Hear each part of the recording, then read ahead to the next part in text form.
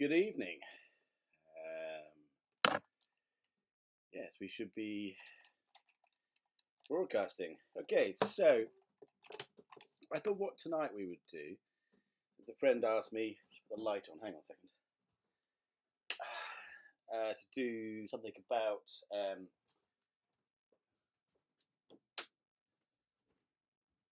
shoulder rests and holding the violin. I thought we'd do a little thing on holding the violin and how the great fiddle players hold the violin.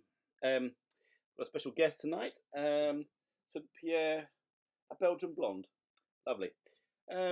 So, how do we hold the violin? Well, I think the first thing to do is to clear up any ideas that whether or not you use a shoulder rest has something to do with how long your neck is, because that is completely false. And actually, what I've got here is a really nice little clip of Eugene Fodor, one of my favourite fiddle players. We'll do a thing on him, talking about shoulder rest. So let's see what he has to say, because he says it better than I can. So, Eugene, what if my neck is too long, and so I just have to use the shoulder rest? Okay, well, let's just measure the thickness of the violin with the chin rest, without a shoulder rest. Okay, about 4 inches. So if your neck is too long, unless you're a giraffe, 4 inches is going to fit pretty snugly between your clavicle and your jawbone, right? Gee, I guess so. I guess I don't need to wear a crutch to play the violin. So pretty much anybody could do it without a without a shoulder rest. Well, I've never met anyone who has a neck like a swan. It would have to be about that long for it to be too long. All right, he rests his case. So there you have it. So what he's pointing to here is this idea that what the violin needs to do is fill the gap between your chin and your collarbone. The essential concept is the violin has to go on your collarbone. The violin rests on your collarbone. It doesn't necessarily rest on your shoulder. There are some fiddle players who do, but essentially the common denominator is that they all go on the collarbone. So with the violin on the collarbone, you then have to measure the distance between your collarbone and your chin, which, as Eugene says, is about 4 inches. Okay, fine. Now, if you look at my fiddle, can you see that? Yeah, there we go. It's about 4 inches. So with the violin on my collarbone like that, my chin goes there. Adjust this a bit. So there's no need for any contraption to go underneath here. Now, what we then have is we do then have a gap. So we then have a little gap here. Now, one way that you can get around this, and maybe I'll play you a video of Joe Silverstone playing, is a little sponge. And many fiddle players do that. Stern did that, Zuckerman does that. And, you know, I mean, the guys used to wear jackets. So I think often Friedman, had a little pad underneath. And that's one way of doing it. You can have a little pad underneath there. It only needs to be that big because it only needs to fill that little gap. So if you feel more comfortable doing it that way, put a little pad there. I used to use a makeup pad. They're quite good. That can go on the back, or just a little sponge. Half a little sponge will do. So all that works. Gives you a bit more support. Now, the way the old guys used to do it is they used to hold it with a hand. And essentially what you'll notice, and we'll look at high fits now, so what you'll notice is that because they held it with the hand, generally the thumb was higher.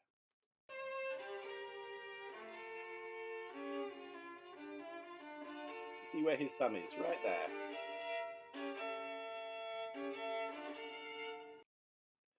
Didn't quite catch it, but you can see where his thumb is. So he's holding the violin with the fleshy part of the thumb, and it just literally sits there. The arm goes well underneath, like this, which gives you the nice arch and the rotation of the fingers. Well, arms nicely underneath, and it just literally stays there. It's not a problem. Let's watch more.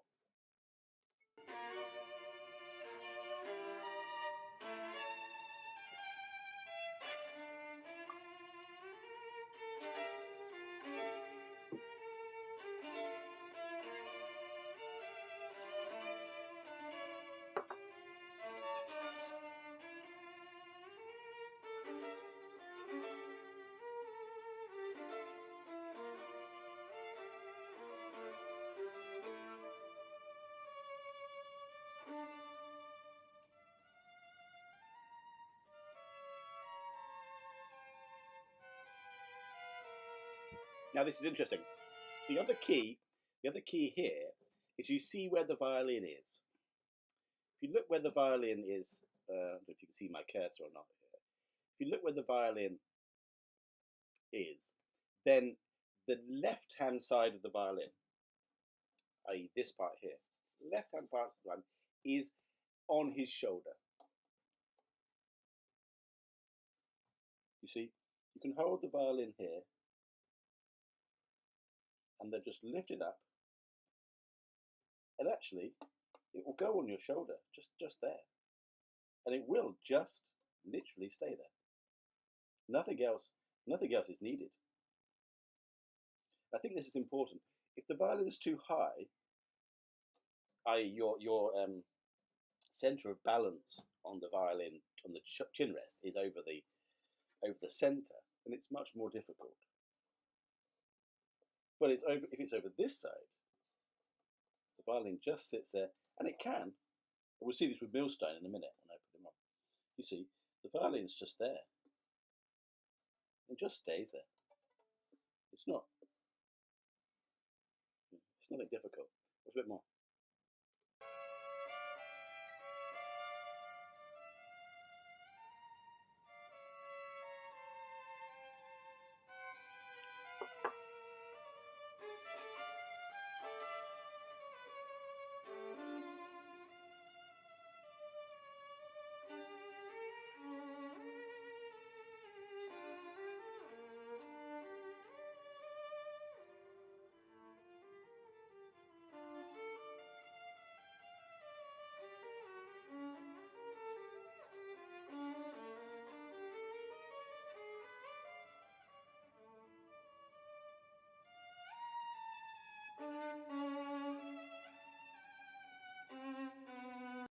In fact, Heifetz used to insist that all his students didn't use the shoulder rest.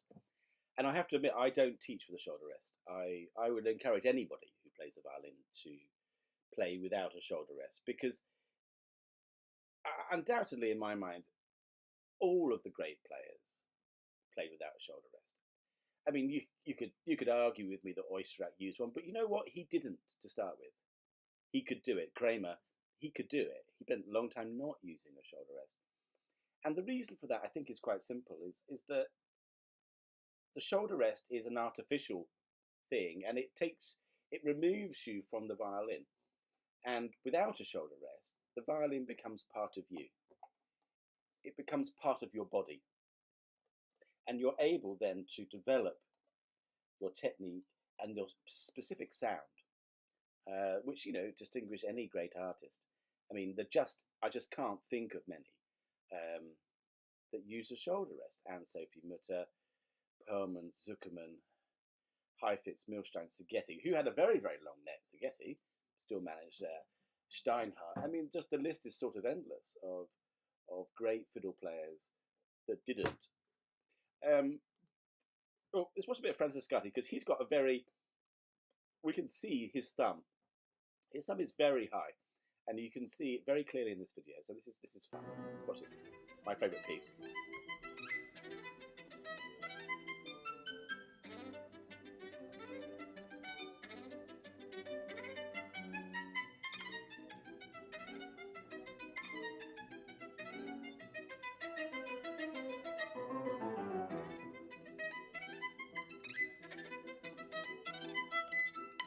Look how high that thumb is.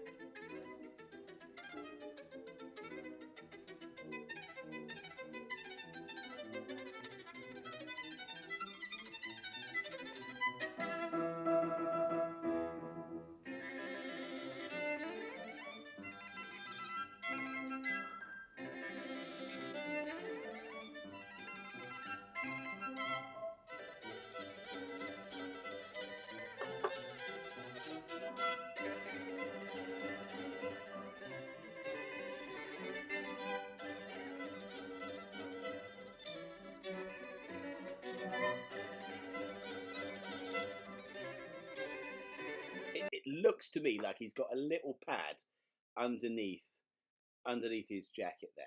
I think you can see that. But you see his thumb. It's really high. It's on the fleshy part.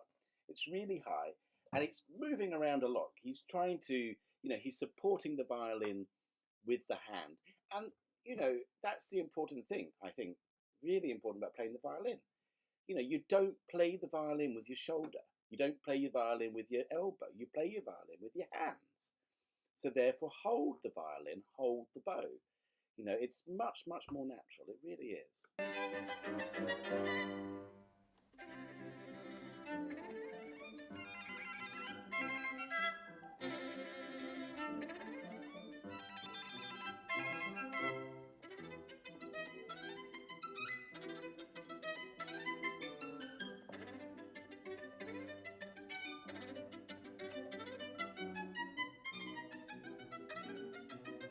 Yeah, you see it very clearly there.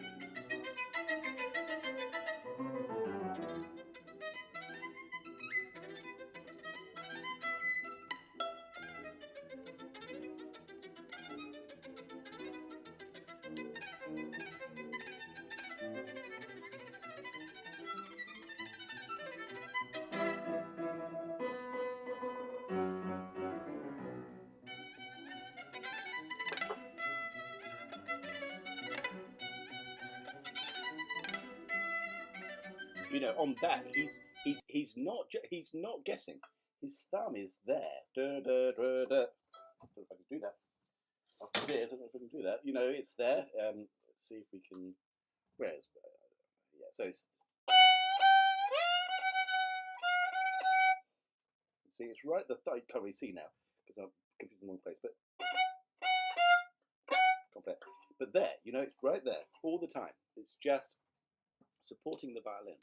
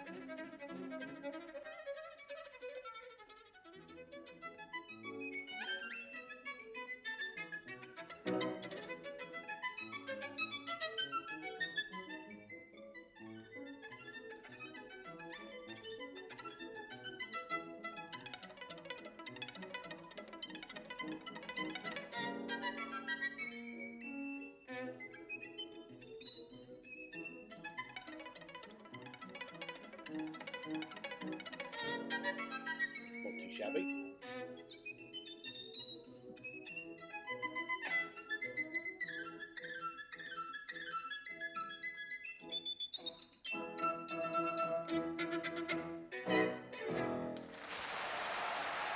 Not too shabby at all.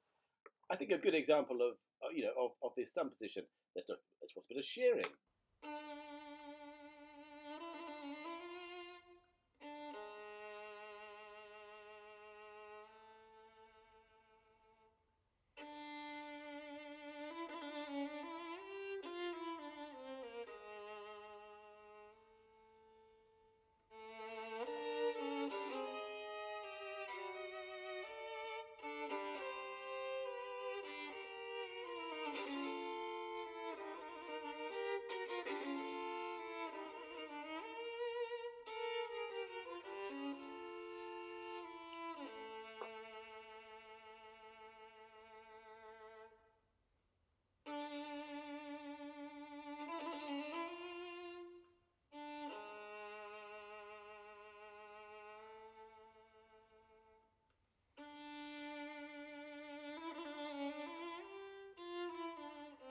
we don't have to watch anymore. I think it makes the point. You can see where his thumb is. Again, it's the same thing. His violin's a little bit further round from Francescatti. Francescatti, you can see the violin's very much in front of his eyes. He's holding the violin. Little pad there, I think, but hold the violin with the thumb. Shearing's doing the same. His violin's a little bit more around this way, so I suspect that comes into contact with his shoulder a bit more. But again, the thumb is there. The thumb is there, and he's holding the violin. What else did I have to show you? Yes. Let's look at Milstein. I mean, Milstein, he could play the violins on his head, I'm quite sure. But this is really interesting and worth watching. This is one of the last concerts here. But it might be the last concert he did, and it's, and that's another thing actually that I think is really true. The fiddle players, the great fiddle players that didn't use a shoulder rest and stood up, they went on playing right into their 70s and 80s, still playing brilliantly. And I think that's got a lot to do with using the shoulder rest. I at times in my life I've used a shoulder rest, but I get hurt within days of using it. Yes, it's easier. Yeah, absolutely. In some ways, it is easier. Shifting is certainly easier with a shoulder rest, and you have to do different things when you're shifting without a shoulder rest. That's for sure. And maybe another video we'll talk about that. But I think it's got a big thing with not getting hurt, because the shoulder is able to move. When you've got a shoulder rest on there, it's clamped. It's rigid. And what often happens, I think, is the student or the player has the shoulders slightly raised. And so it's in this tense position and it doesn't move. And that causes enormous tension. If you watch Milstein and the other guys, the shoulder moves. Does it come up sometimes? Yeah, up the G string, comes right up in order to support the violin. In fact, Dunis recommended lifting the shoulder up. I don't have a problem with lifting the shoulder up, because it's no different to bending your knee. As long as it doesn't stay there forever, then that's fine. What needs to happen is it needs to be free to move around. And without a shoulder rest, your shoulder is free to move around. And it does. And that creates the relaxation that's needed. Anyway, enough wittering on. Let's watch this.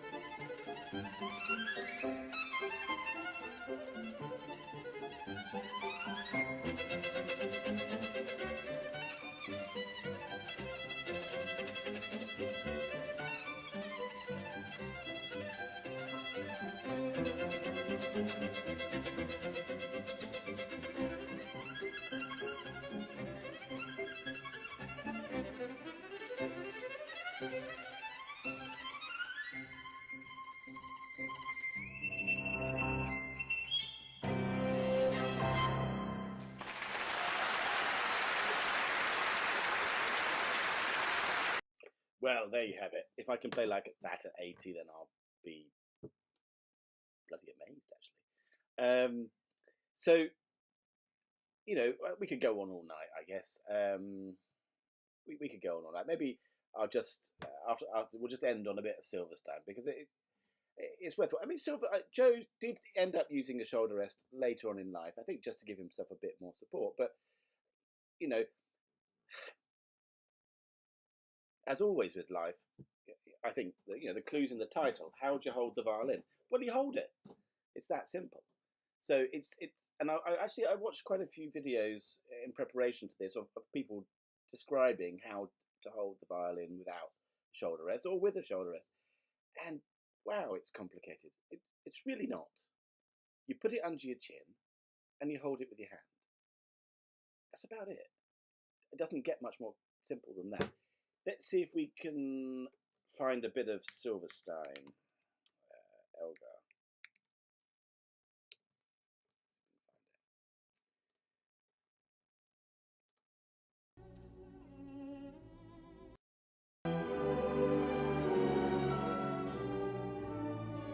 If you guys don't know this violinist, you have to check out Joe Silverstein.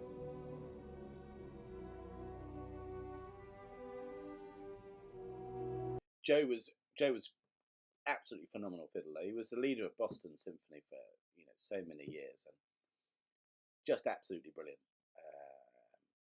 Started out at the back of the seconds, and then went from back of the seconds to concertmaster. Now that's quite a promotion.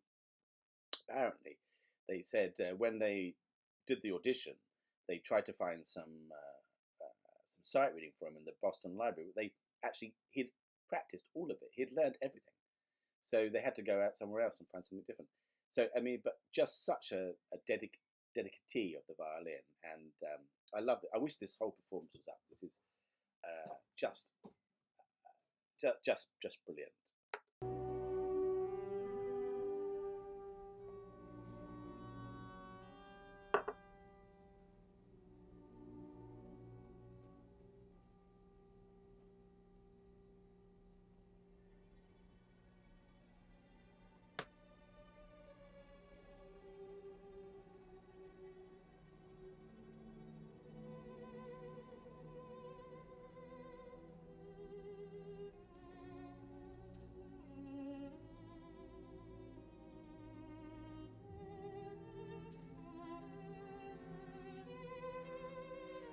You see, nothing says great violinist like an orange sponge, does it?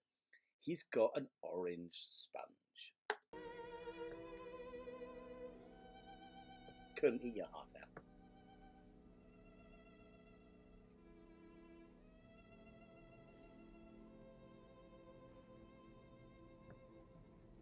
Sorry, I'm colourblind. It's yellow, isn't it?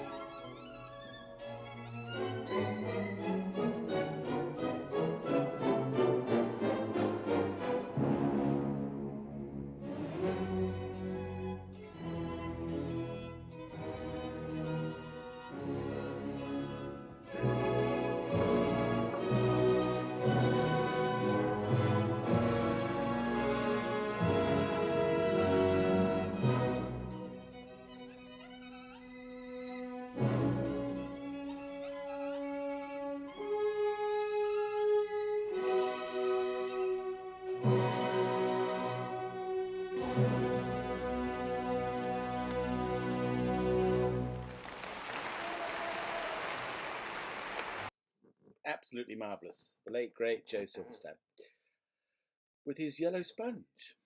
So, look, I would recommend anybody, throw it in the bin.